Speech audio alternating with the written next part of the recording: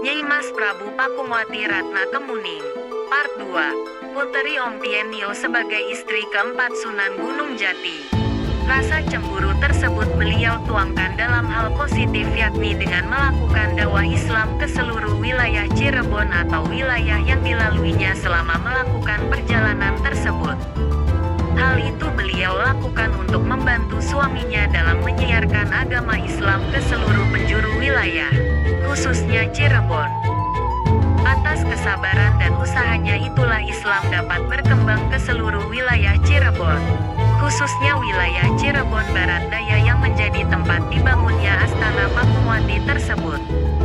Pada awalnya tujuan Nyai Mas Pakumwati keluar dari wilayah Keraton Pakumwati bukanlah untuk berdakwah, melainkan untuk menenangkan dirinya dan mencari ketenangan.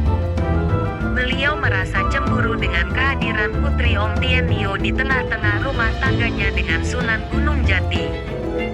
Beliau merasa sakit hati dan cemburu hingga akhirnya memilih untuk melakukan perjalanan guna menemui anak tirinya di Banten, yaitu Maulana Hasanuddin. Namun dalam perjalanan tersebut beliau mulai melakukan dakwah Islam ke seluruh wilayah yang dilaluinya, khususnya wilayah Cirebon Barat Daya dengan harapan agar rasa cemburu tersebut hilang dengan sendirinya. Banyak pendapat mengenai tempat tersebut. Ada yang beranggapan Astana Pakumwati hanyalah sebuah petilasan, tetapi ada juga yang berpendapat bahwa tempat tersebut benar-benar makam Nyai Mas Pakumwati dan para prajuritnya. Alasan sebagian orang beranggapan Astana Pakumwati hanyalah sebuah petilasan adalah karena didasarkan atas cerita bahwa dahulu ketika kubah Masjid Agung Sang Cipta Rasa terbakar, tidak ada yang mampu memadamkannya kecuali Nyai Mas Pakumwati dan pengawalnya, Sangga Buana. Karena peristiwa itu pula Nyai Mas Pakumwati tewas dan dikuburkan di sana.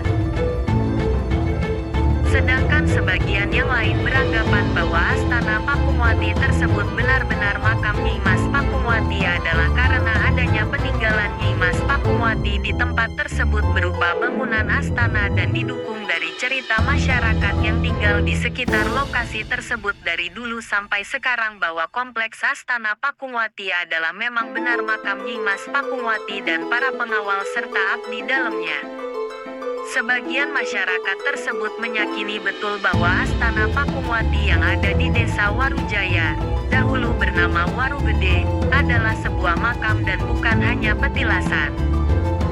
Alasan lainnya didasarkan pada fakta cerita dari masyarakat sekitar bahwa Nyai Mas Pakumwati dahulu mengembara untuk menenangkan pikirannya akibat rasa cemburu yang muncul ketika Sunan Gunung Jati berpoligami dengan Puteri Om Tien Nio. Karena kecemburuan itulah maka beliau tuangkan dalam hal positif dengan berdakwah serta menyebarkan agama Islam seperti yang dilakukan suaminya, Sunan Gunung Jati. Kemudian beliau membuat suatu padepokan atau perkampungan di tengah hutan untuk beristirahat dan menjadi tempat singgahan sementara selama melakukan dakwah tersebut. Tujuan utama beliau melakukan perjalanan adalah ingin pergi ke Banten dan menemui anak tirinya, Maulana Hasanuddin Pangeran Sabakingkin, putra Nyi Kawumanten, istri kedua Sunan Gunung Jati, dan mencari ketenangan lahir batin. Namun sesampainya di Banten, beliau tidak bisa tinggal lebih lama lagi. Nyai Mas Pakumwati diminta pulang kembali ke Cirebon oleh Maulana Hasanuddin karena beliau belum meminta izin kepada suaminya, Sunan Gunung Jati untuk melakukan perjalanan tersebut. Maka Nyai Mas Pakumwati pun pulang kembali ke Cirebon dengan perasaan sedikit kecewa. Karena merasa khawatir akan keselamatan ibundanya selama di perjalanan, maka Maulana Hasanuddin mengutus pengawalnya, Sangga Buana, untuk menjadi pengawal Nyai Mas Pakumwati guna melindunginya dari hal-hal yang tidak diinginkan selama di perjalanan. Mengingat Nyai Mas Pakumwati merupakan seorang wanita, dan dalam perjalanannya tidak ditemani oleh sang suami. Karena pada zaman dulu masih banyaknya hutan belantara dan bahaya yang mengintai di sana. Dalam perjalanan perjalanan kembali ke Cirebon itu. Sebelum sampai di Keraton Cirebon, Keraton Pakumwati, beliau singgah di sebuah pedukuhan bernama Duku Demit Cidemit. Beliau merasa perlu membuat suatu tempat peristirahatan sementara sebelum kembali melanjutkan perjalanannya. Maka dipilihlah Desa Waru yang menurutnya tempat tersebut asri dan tenang serta mendukung suasana hatinya yang sedang kecewa. Selain itu juga tempat tersebut dirasa mampu menghilangkan rasa kekecewaannya selama ini. Maka beliau berencana membuat padepokan perkampungan di daerah tersebut dengan cara membakar hutan belantara sampai terbentang luas. Arah terbakarnya hutan tersebut hingga ke arah selatan dan barat daya. Dalam proses pembakaran hutan tersebut, beliau berucap, sampai dimanapun api ini membakar hutan belantara, maka wilayah yang terbakar tersebut akan menjadi wilayah kekuasaanku. Dan benar saja, wilayah hutan belantara yang terbakar tersebut sangat luas hingga ke wilayah Padang Benghar kecuali Cangkoak. Karena wilayah hutan yang terbentang luas tersebut, maka daerah tersebut diberi nama Desa Waru Gede, yang artinya desa yang besar. Namun kebenaran fakta mengenai tempat tersebut hanya Tuhan yang tahu. Manusia hanya bisa menerka-nerka. Hal itu disebabkan kurangnya bukti tertulis yang ditemukan mengenai sejarah tempat bersejarah tersebut. Setelah hutan belantara tersebut terbakar, maka beliau mulai membersihkan sisa-sisa pembakaran dan mendirikan suatu astana keraton kecil di tempat tersebut. Astana yang beliau buat diberi nama Astana Pakumwati. Hal itu sesuai dengan namanya. Sebelum mendirikan Astana Pakumwati, terlebih dahulu beliau meminta izin kepada Ki Raksaguna Ki Gedewaru, selaku orang pertama yang memiliki Desa Waru tersebut guna mendirikan Astana Pakumwati dan oleh Ki Raksaguna disetujui.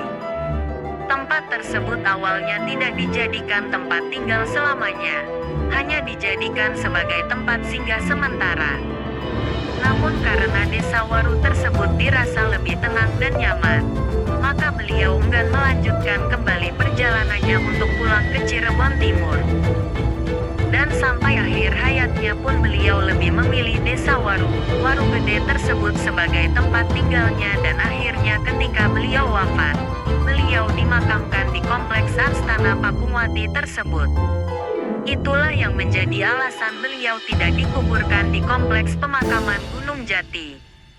Masih karena alasan sakit hati itu pula, beliau memilih Astana Pakumwati untuk menghabiskan sisa umurnya. Sunan Gunung Jati mengajak Nyi Mas Pakumwati untuk kembali ke Keraton Cirebon.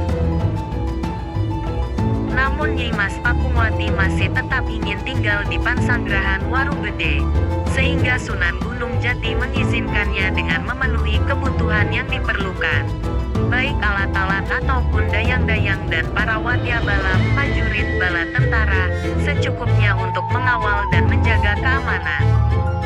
Dan hal itu disetujui oleh Sunan Gunung Jati, karena beliau tidak ingin memaksakan keinginan istrinya itu.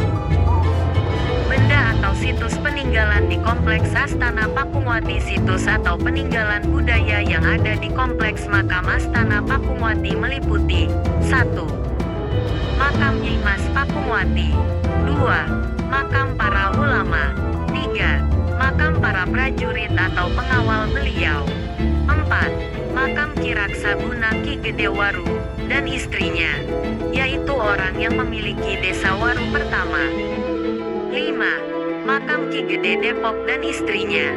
6. Makam Pangeran Sanggabuana pengawal yang diutus dari Banten. 7. Makam Lebe Waru Lebe Wayat, yaitu Lebe penghulu pertama dan yang menjadi cikal bakal adanya Lebe penghulu sampai sekarang. 8. Makam Ki Suro Baratan. 9. Makam para abdi dalam yang mengabdi kepada Nyi Mas Pakumwati.